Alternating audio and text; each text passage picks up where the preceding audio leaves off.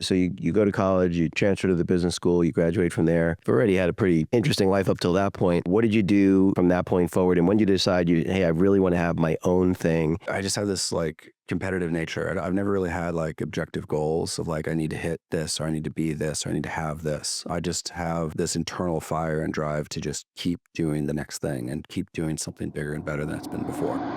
Imagine having direct access to someone who's navigated life's toughest terrains and come out stronger. Someone who's been there, done that, and can guide you with empathy, experience, and honesty. This isn't just advice.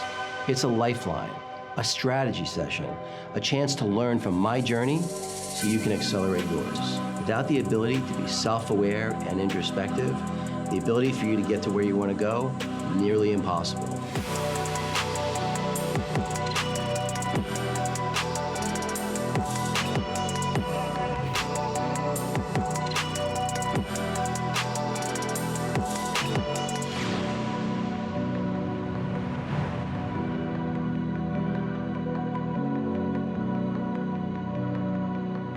Hey everybody, welcome back to the David Guttman podcast. If you find this content useful, please like, subscribe, and share.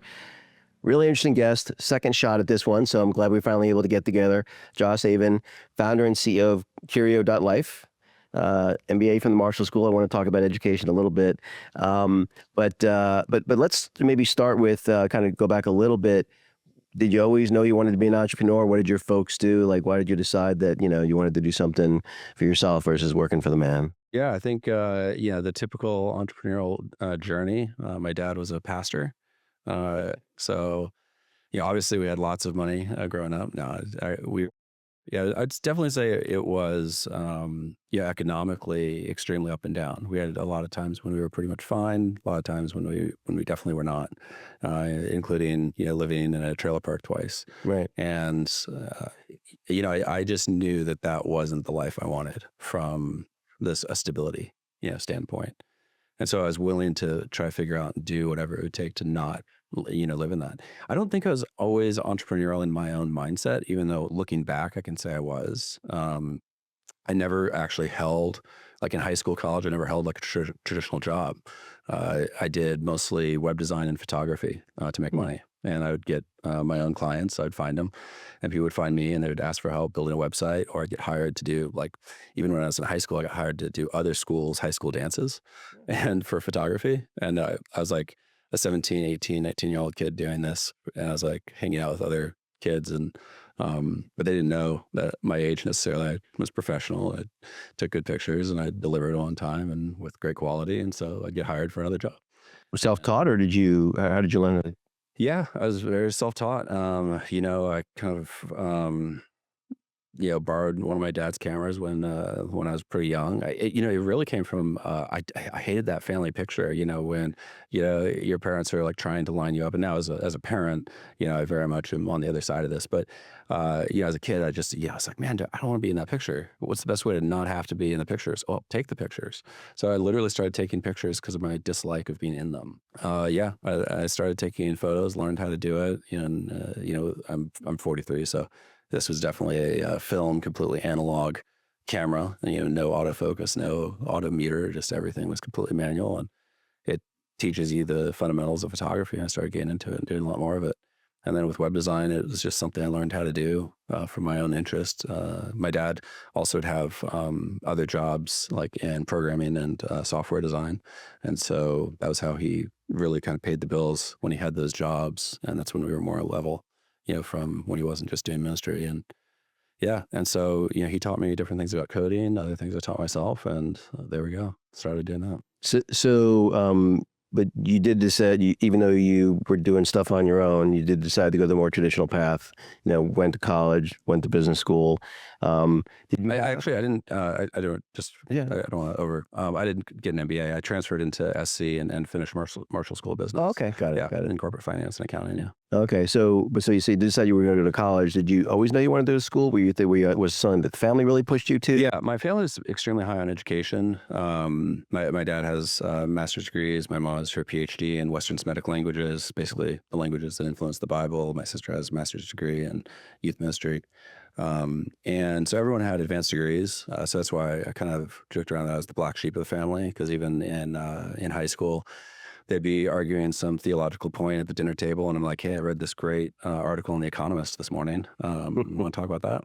And yeah, and also just my height was always kind of different. I'm 6'5", and most of my family is, about 5'7" to 5'10".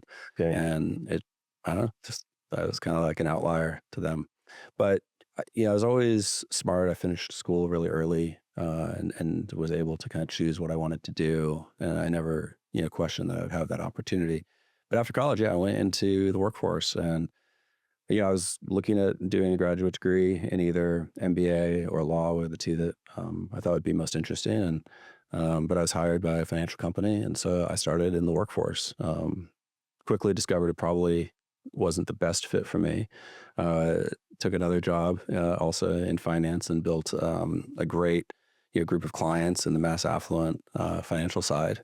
And then I branched off and started my own business at, I think it was 27. So wow. So you also were a pretty competitive swimmer. Did you swim in college as well? No. So I graduated high school at effectively at 16. Oh, I'd finished most of high school actually a few years before, but I stayed in because I was swimming okay. to stay eligible.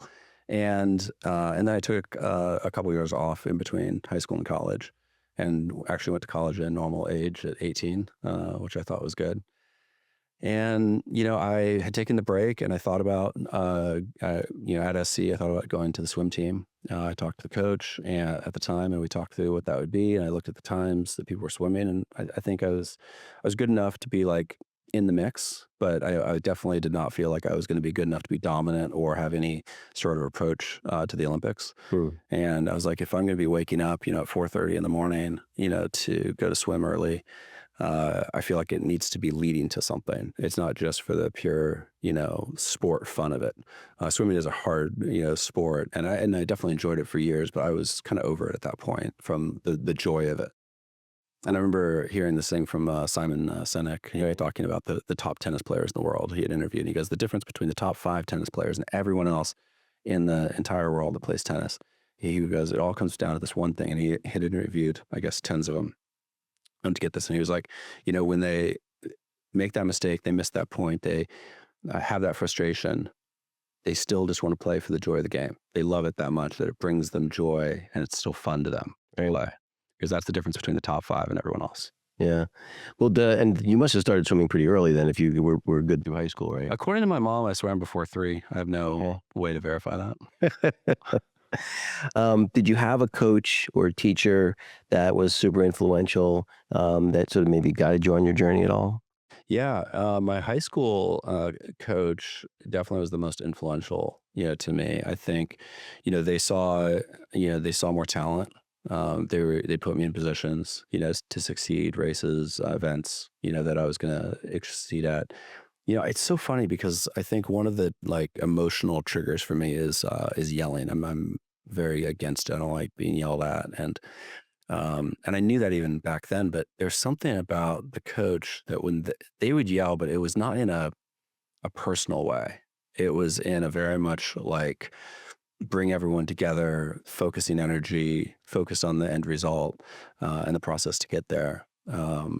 This was interesting that somehow that did not negatively affect me, like that form of yelling, but really encouraged it and put me in those positions. And then earlier on, in elementary school, one of my swim coaches saw enough talent where when I was age 10 and 11, they had me swim in the 15 to 18 relay. And so there were 3 really good male swimmers on the relay team. And then I would swim anchor both in the freestyle and in the IM because I was good enough to make sure that they wouldn't lose. So these guys were great. They pull in this 10 and 11-year-old kid, because one of the things in youth sports is you can always play down. You can always have a younger person on the team.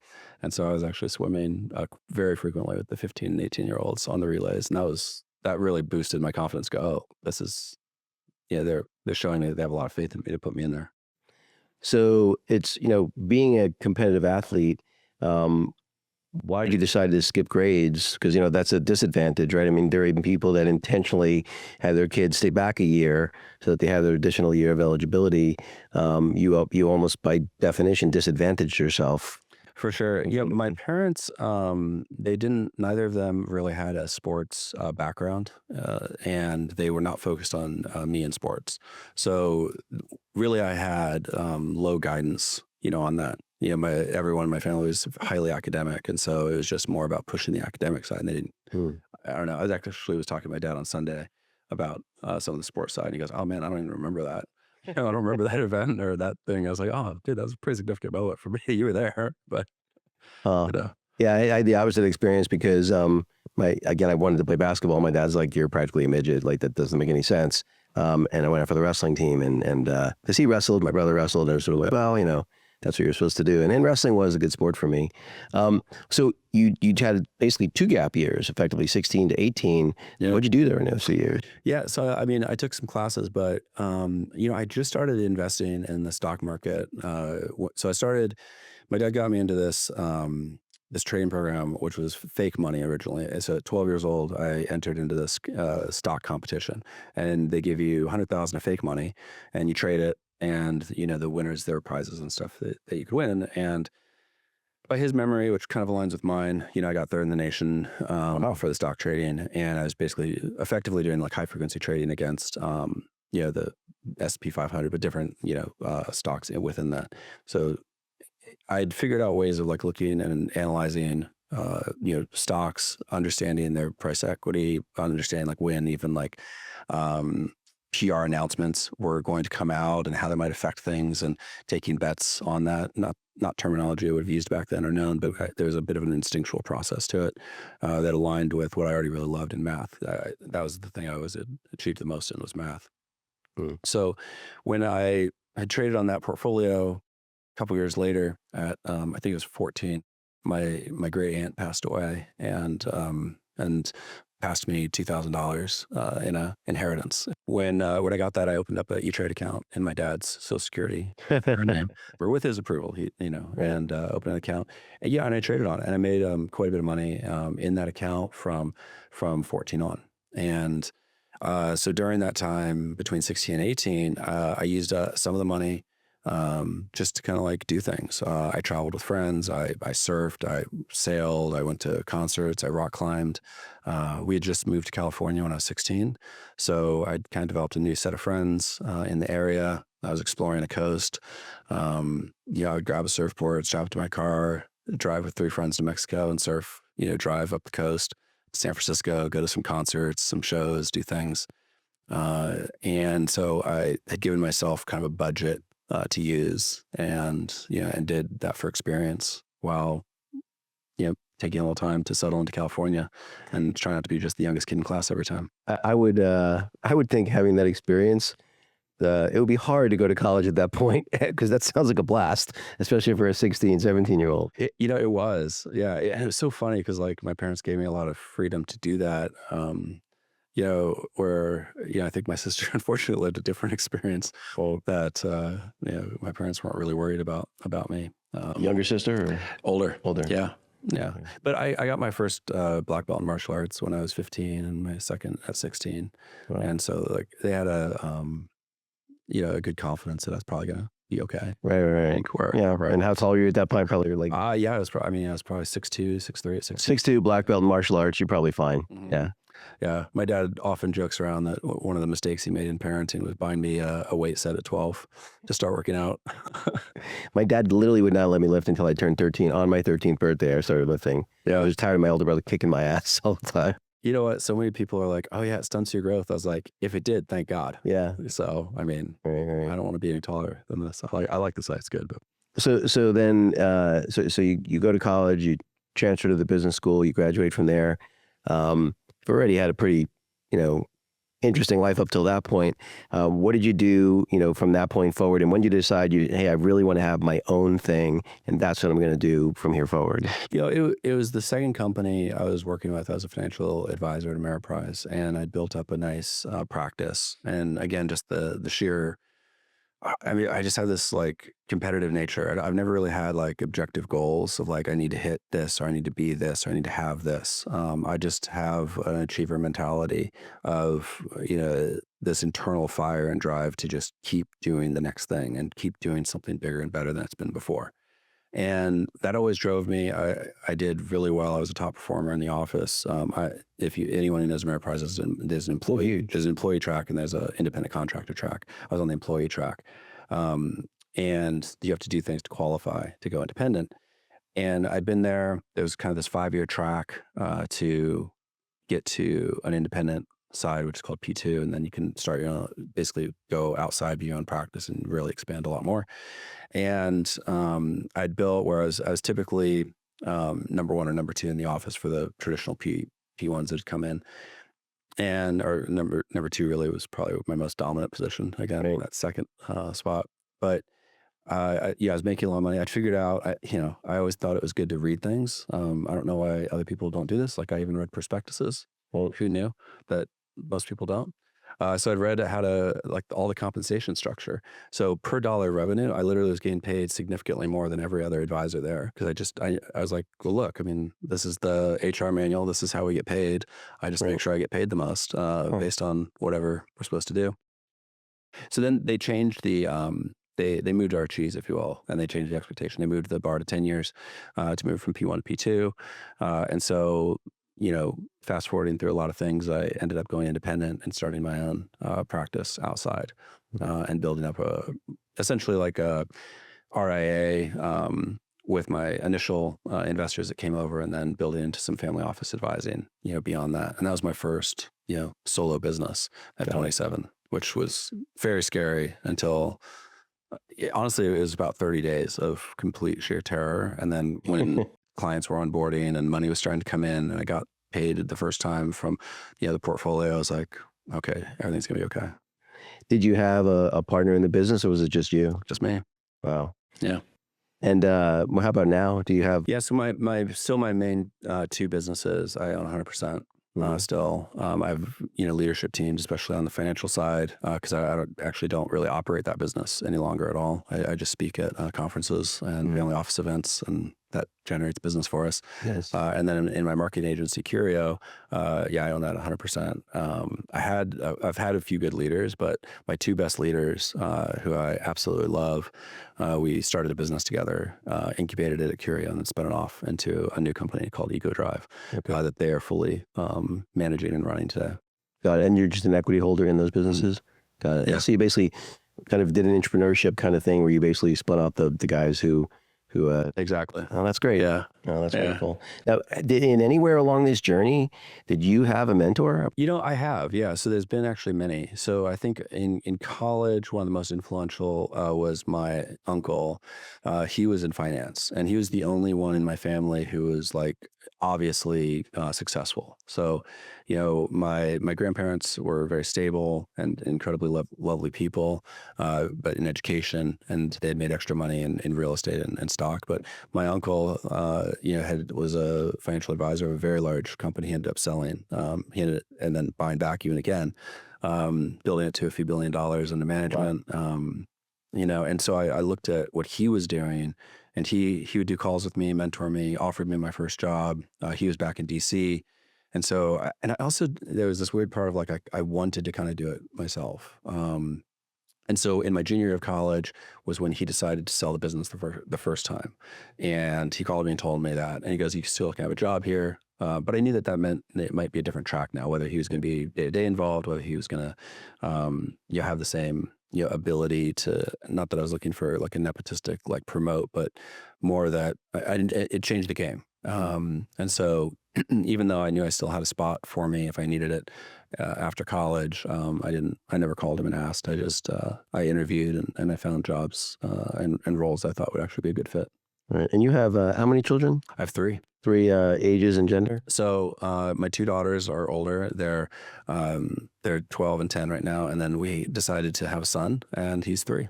Okay. My joke in LA, which is horrible, but I was like, it was on purpose and same wife. So maybe talk a little bit about kind of your parenting style, and maybe because it sounds like you had lovely parents. They push you in certain areas and gave you a lot of freedom. It sounds like, do you parent in a very similar way? Are there aspects that are different, and maybe why? Yeah, I think the financial instability and the amount that we moved around, I lived in 14 places before 16, I think created a massive amount of independence and self-reliance that, for better or for worse, my kids are not getting. They live in an extremely stable environment. They moved once. 10 minutes down the street to a better house.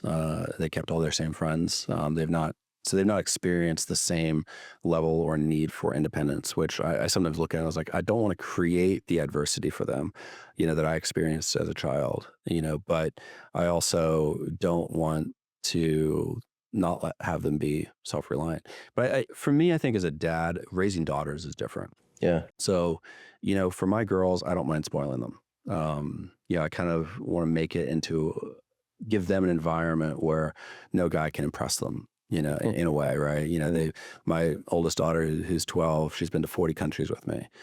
She asks if she can go on the comfy seats, which is, she go in first class or not, Right. which I've told them we're getting to that age where you can sit in the back soon on your own. So, Right. but they have a lot of world experience.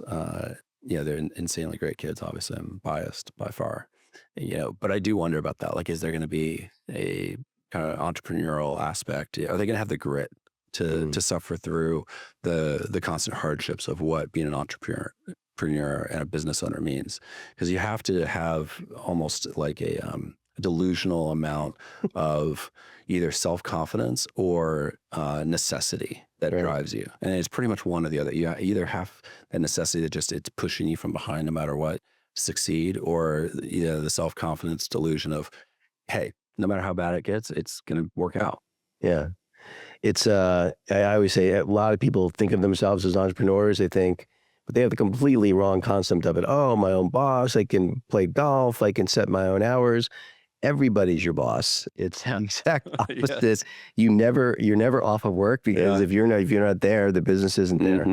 And you have to have almost the unhealthy appetite for risk. That's right. Yeah.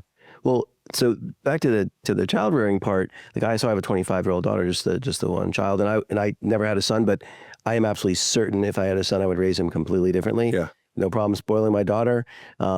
My son would have to get it all on his own, because my dad started a software company, and the worst job I ever had was working for my dad. I hated being the boss's kid.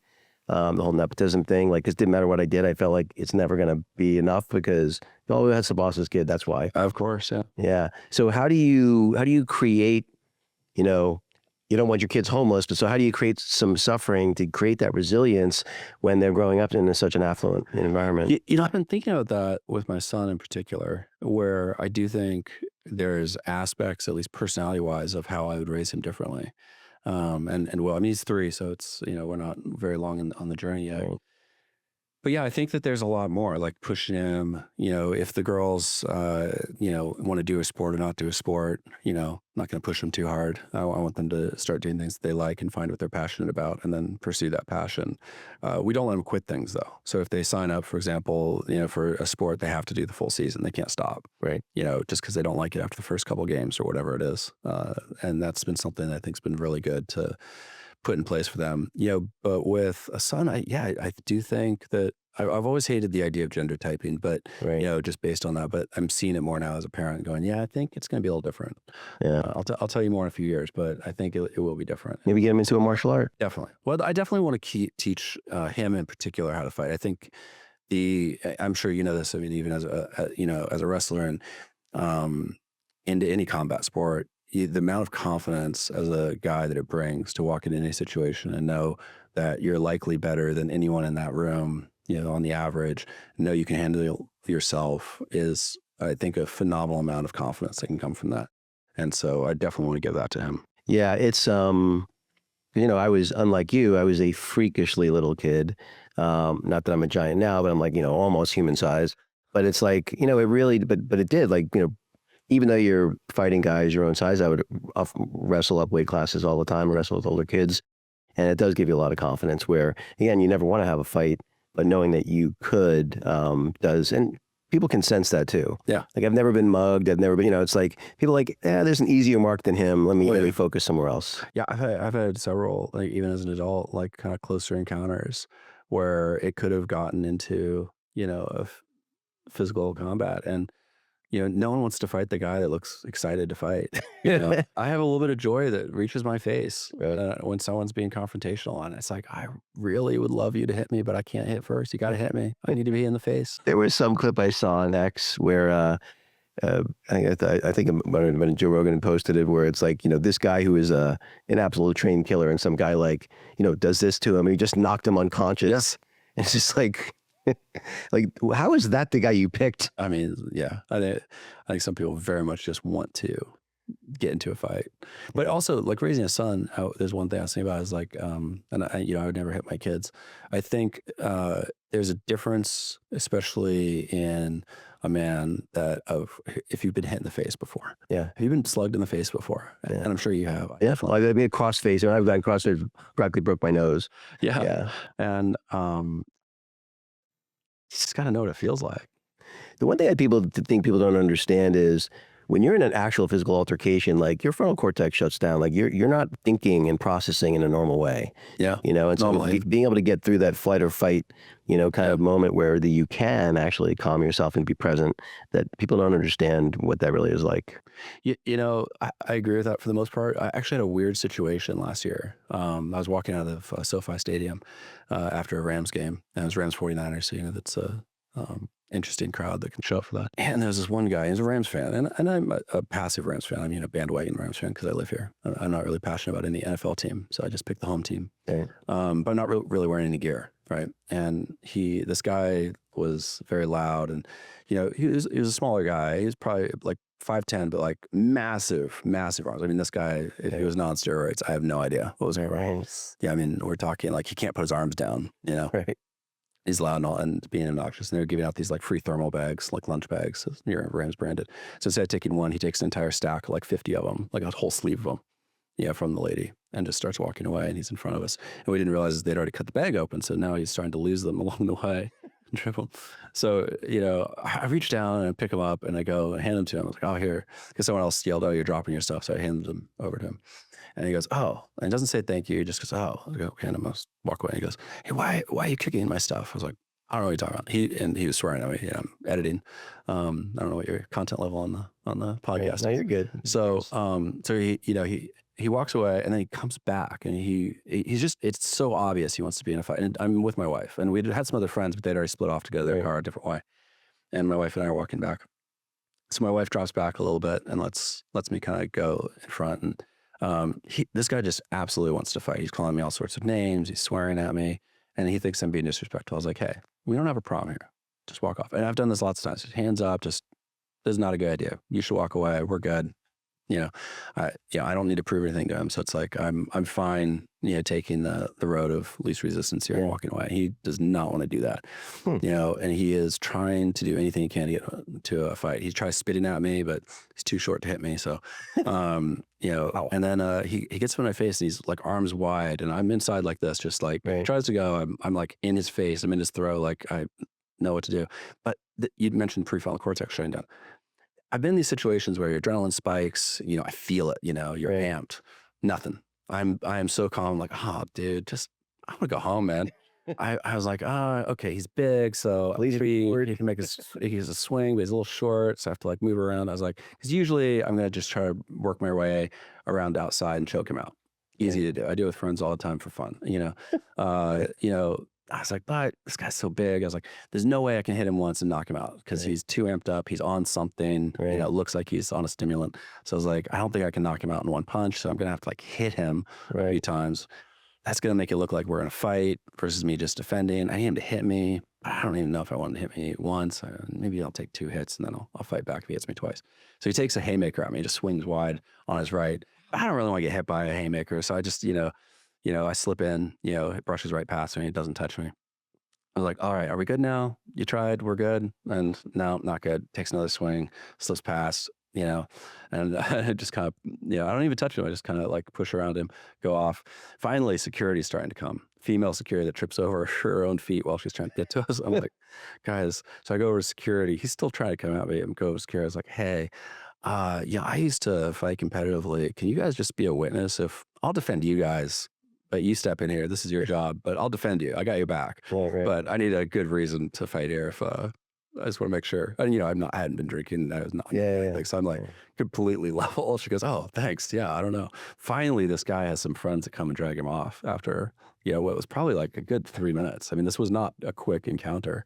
Yeah. That's crazy. I mean, look at what like you're saying, right? It's like Mike Tyson always says, everyone's got a plan until they get punched in the face. But once you've had that experience, you can calm yourself. Yeah. But most people, because they don't have that experience, when you get in the confrontation, that's what I really meant, is that your brain just completely shuts down. People are like, why didn't the cop shoot him in the leg? I'm like, that's not how it works when you're not used to being in a confrontational situation. Well, I think that's the corollary to business too. I mean, to bring it back, is once you've gone through more extreme situations, you know what to do. You know how to handle it.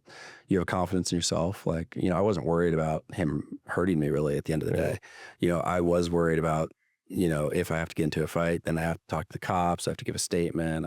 It's going to take at least I'm thinking like an hour. Right. I'm literally thinking about all this in my head while he's like in my face of this process. Well, it's funny you say that the business analogy is really a good one, because it's almost never, there's always externalities that are going to, that you're not expecting, right? Mm-hmm. It's going to happen in every business. There's never been a situation where someone had a business plan and then that business plan happened, it just never happens, right? Yeah. And so the problem, the externality, the issue is not usually the kiss of death. It's the bad reaction, either the under or overreaction to the bad thing. I remember I got hired on as a CEO of this Forex prop trading firm in Miami.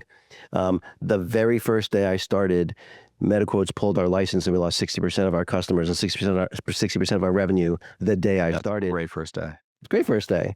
But again, I was just like, my experience is 90% of the time, it's fixable. Yep. There's 10% where you're screwed. Like it can't be fixed. Thankfully this was in the 90%. But again, my getting upset about it wasn't going to make me think more clearly. Yeah. Right. And everyone else is freaking out. So it's like calming everybody down, say, let's look at where we are. Let's look at what our options are. And there's usually a solution. I like what you said about that. There's the two common problems: you overreact or underreact. And I think that the mistake I sometimes make actually is underreacting in business situations where, and so much of my life has proved out where that's helped me. There's a few cases where that absolutely hasn't. It's been a problem.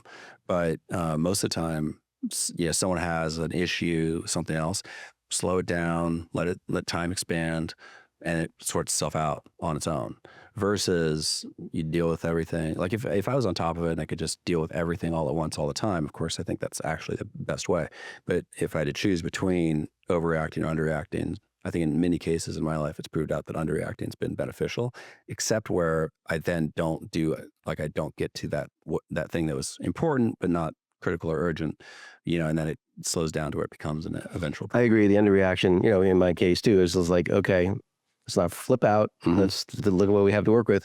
I think the mistake that happens more commonly is a competitive threat, because people become, people are so emotionally invested, especially leaders become emotionally invested in being right, and that the path that they're on is the correct one. You see it with, the famously Blockbuster could have bought Netflix for like 25 million or something like that. And now there's no Blockbuster. And you have so many examples of that.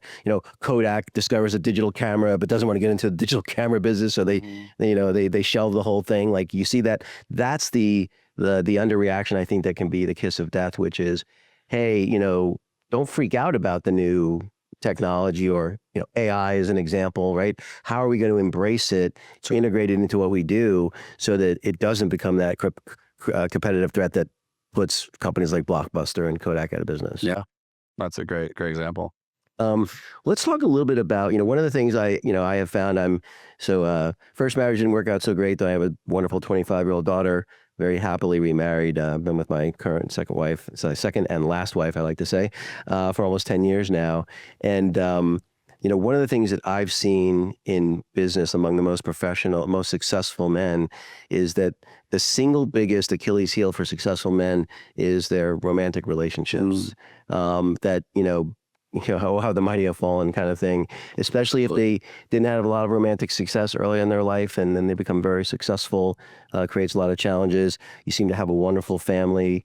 How have you avoided those pitfalls? I know faith is very important to you too. I'm curious, kind of how you feel about that category of things. Yeah, absolutely. I mean, wow. I mean, that opens up a huge Pandora's box. I don't know that I have avoided all of them. I think I've avoided, some and worked through others. Hmm. I have a very, loving, supportive wife. I mean, that helps a ton.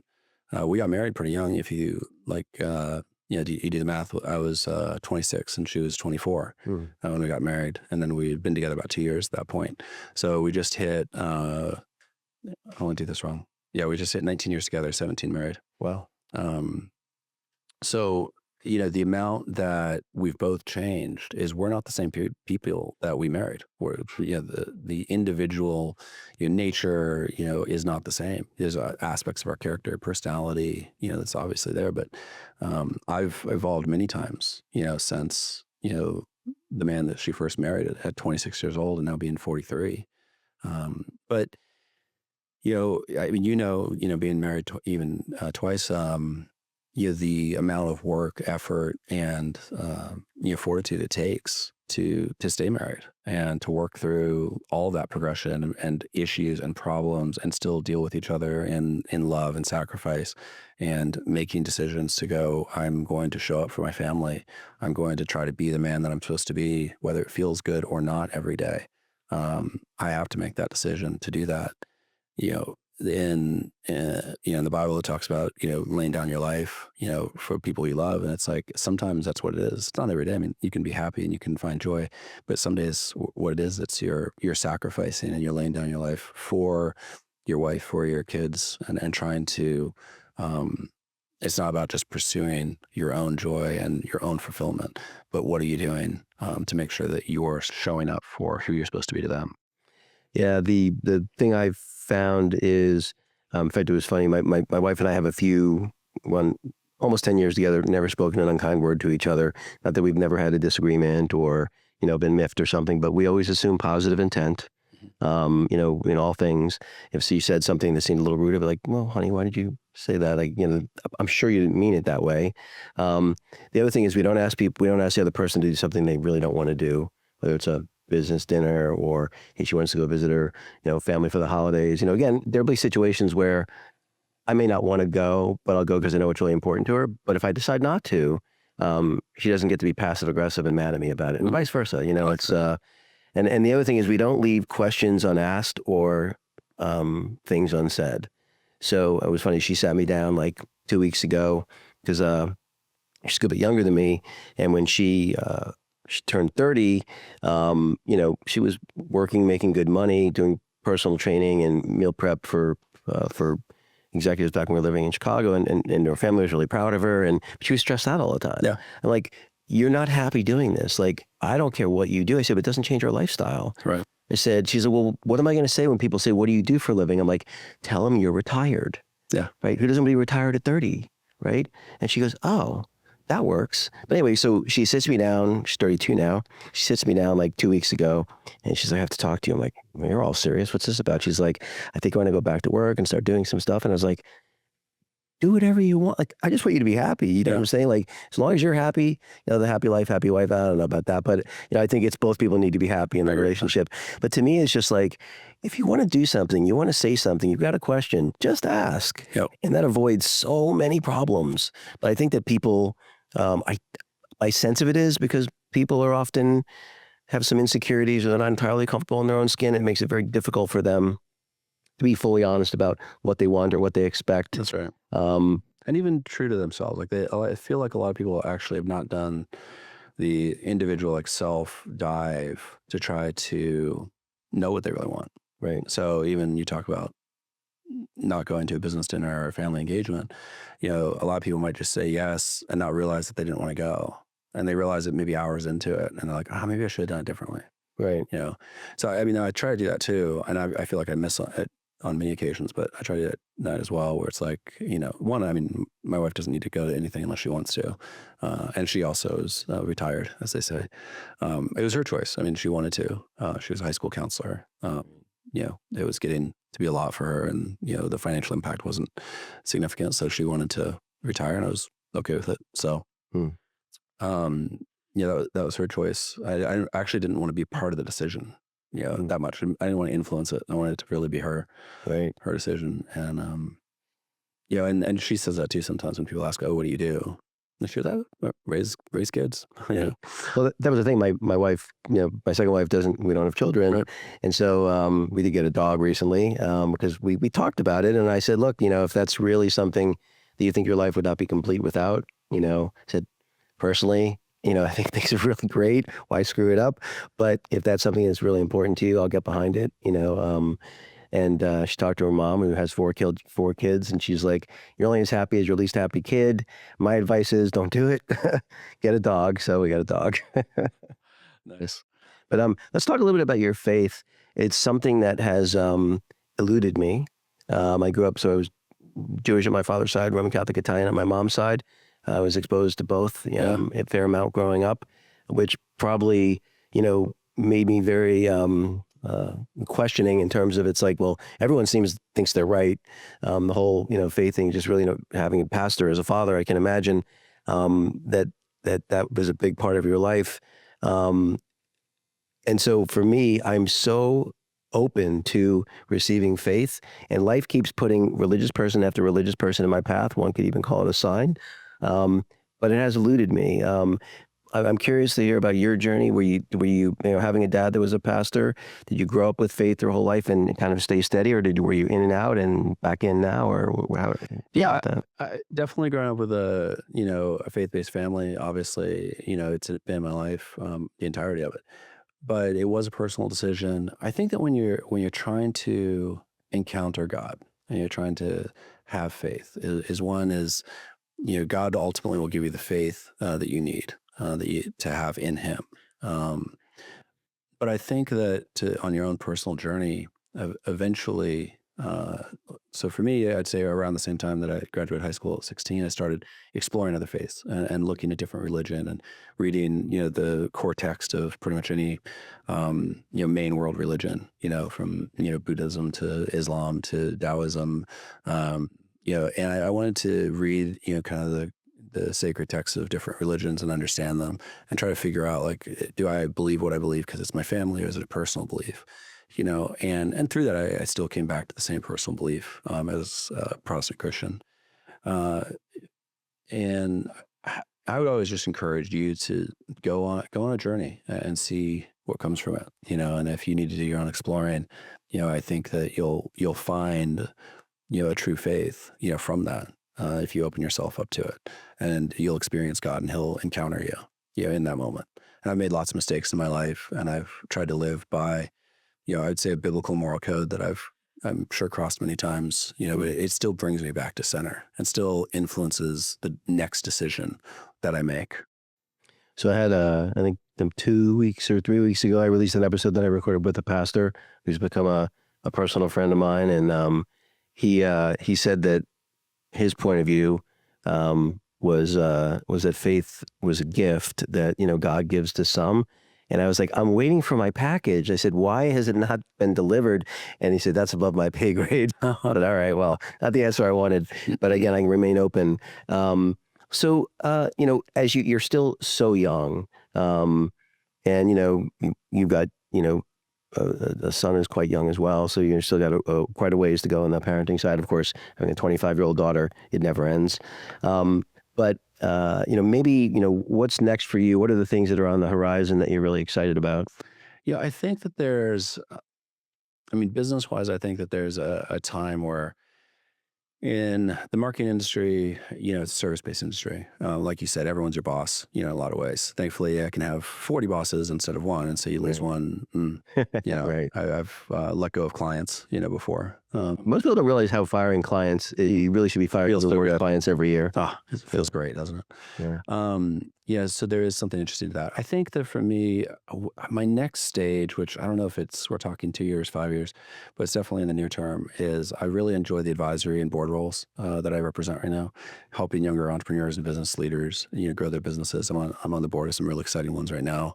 I usually take on about 4 a year that I'll really like focus on, invest in, and maybe even financially invest, not just time, but help the companies grow.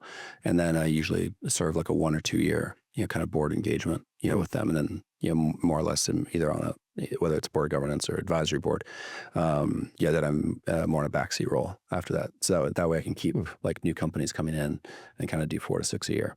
And I really enjoy it a lot. And I think that what I'd like to do is probably have, something like 4 of those that just where I do a board of directors and stay on to those boards for a long period of time, and then do maybe 2 or so advisory boards, that I'm then also part of, and that becoming more of like the next stage.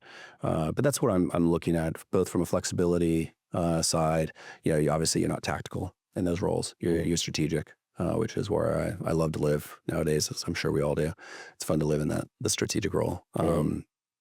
And I'm really looking forward to that, because I really get so much joy out of the ones that I'm currently doing now, that I feel like the operating businesses, which, one is essentially self-sustaining, and the other one I'm still extremely involved in, unfortunately, in the day-to-day. I still enjoy it, though. When I say unfortunately, it's just my day-to-day is still very much enraptured. Yeah, I understood. I think that's the progression. Well, what about, especially in the marketing aspect of things, right? AI, well, one, I think people are way, way underestimating how much it's going to affect everything. People don't really see what's coming. They think they do because they use ChatGPT occasionally, but I don't think people are really fully aware of, probably within 10 years, if not sooner, people are going to have robots in their homes, and kids born today will never learn to drive a car. Your 3-year-old may never, other than like when I was growing up, you might learn to ride a horse. Sure. Right. But, the average person doesn't know how to ride a horse, but you might go to summer camp and learn. Or even driving manual versus automatic. Yeah. Like I learned on a stick shift, but very few people, even my age, know how to drive a stick shift. I'm not very good at it. Much to my kind of shame, but I'm not very good at it. And I think that that's going to be the same progression, is how good are you at driving a car. I think I'm great at driving a normal or automatic car, but I agree with you entirely. I'm the minority co-founder of 2 AI companies that we're building and progressing right now. So I think we're on the forefront of AI usage. Even in my marketing agency, I build project files for every new client and project.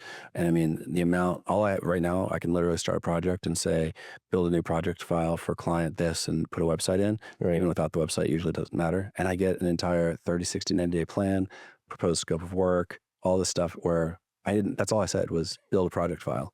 And it does all of this. And it's all just, it's a, Curio GPT that we built, uploaded lots and lots. I mean, this month is 10 years in business on the digital marketing, and we've, helped manage and advise on, I think, around $2 billion of spend probably at this point. So the amount of iterations that we've gone through, the number of clients, it's over 400 clients, is a massively informed GPT. So there's so much I can do there now when I build something out, that a team could go and say, generate a organic social plan, and boom, it generates. Build a paid media plan for this company, focus on, Meta, Google, YouTube, and TikTok, and it builds out a plan, and it even comes up with proposed balances. And I can put the client data in there. I can feed it in as well through API. So the amount of and speed to build is ridiculous. So in my world, I still need highly intelligent people who can both look at the outputs of the data and validate it, make sure that we're not getting what's called AI hallucinations,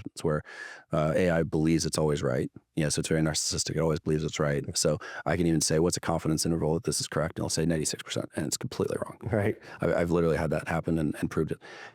So I need a highly intelligent person still, who is an expert in the field and can validate the data. But the speed and amount of processing that a person can do now, where they're using a tool like a GPT, is phenomenal. So it's like we're doing math with a calculator now versus an abacus.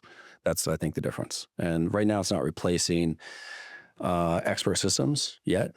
And I think it'll get there in the extremely near future. And we're even trying to do that. And one of the companies we're building is to try to help expand and not necessarily replace, but accelerate expert system usage, codifying experts.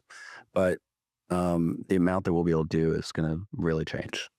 I had so I have a Tesla and I have the Grok. I just downloaded the update, so it's got Grok built in now. Yeah. And I lived in Chicago during Michael Jordan's championship, so I was even though I was a wrestler, I was a big fan then. And I never watched WNBA till Caitlin Clark was playing. And anyway, I knew she was injured, so this freaked me out. So I asked Grok, "Hey, is Caitlin Clark recovered from her injury? Is she back yet?" Because I don't pay that much attention. And it's like, "Oh, she's not injured," and I'm like, I know that's not true. And I said, well, when's the last game she played and what were her stats? It made up a game and made up stats. Wow. And I was like, okay, that's scary. That's scary. That's really scary. That's hallucination. Yeah. That's why we still need, humans on the other side of it. Yeah. Data validation is massive. I've built, for one of the companies I'm on the board of, I invested in, my team and I built a AI integration for financial modeling for medical practices. It's a medical investment bank. And basically what we can do is we can plug in their QuickBooks, API connect it through Coefficient. It populates in a model and builds the entire financial modeling for valuation in minutes, including chart of accounts. But if we're taking business X to business Y, well, the chart of accounts might be different. Mm-hmm. So we're using Google Gemini, we created a true-up system that's about, I'd say 85% accurate. It'll put the chart of accounts in all the correct areas. I still want a human there to check it. So I still want a human, not just the 85%, but the remaining 15 that might be, anomalous to business Y. I need business X to then we true it up, and where does that chart of account go? So I still need an accounting financial expert to do that. Right. But what was taking hours to days before now can be done in less than half an hour. Yeah. I a few years ago, I'd written an article. I love the movie The Gladiator, and I wrote a leadership article about leadership lessons from The Gladiator. So you like good movies. What's that? So you like good movies. Yeah, I like good movies, yeah. And then I had the idea that I wanted to do that. My daughter said, oh, Dad, you should watch Ted Lasso. It's really good. That's great. So I decided I wanted to do the same article about Ted Lasso. And I was about to, because the first one took me probably a good 25 hours to write and re-edit and get it to the point where I was happy with it. And so I was about to do that, and I said, wait a second. So I fed AI my leadership article, the Gladiator one, and said, I want it in the same tone and style, similar length, but do it for Ted Lasso. And in like 60 seconds, it was 90%. I just had to make maybe 20 minutes of adjustments. Yeah. And it was there. And again, it saved me 20 plus hours worth of work to get to this. In fact, it might have even got me to a slightly better place than I would have gotten. Yeah. I did the same thing. I'm trying to do a TEDx talk this year. And I thought my talk was pretty good. I gave it to AI and I said, make it more persuasive and a little cleaner. And it made it, it's funny. I went to my wife and I said, I'm going to read you 2 versions of this. And I want you to score each one 1 to 10. I didn't tell her anything else. Sure. And when I read her the one I wrote, she said, scale of 1 to 10, I'd give it an 8.5. And I said, okay. Then I read her the AI one, right? She didn't know it was AI. Yeah.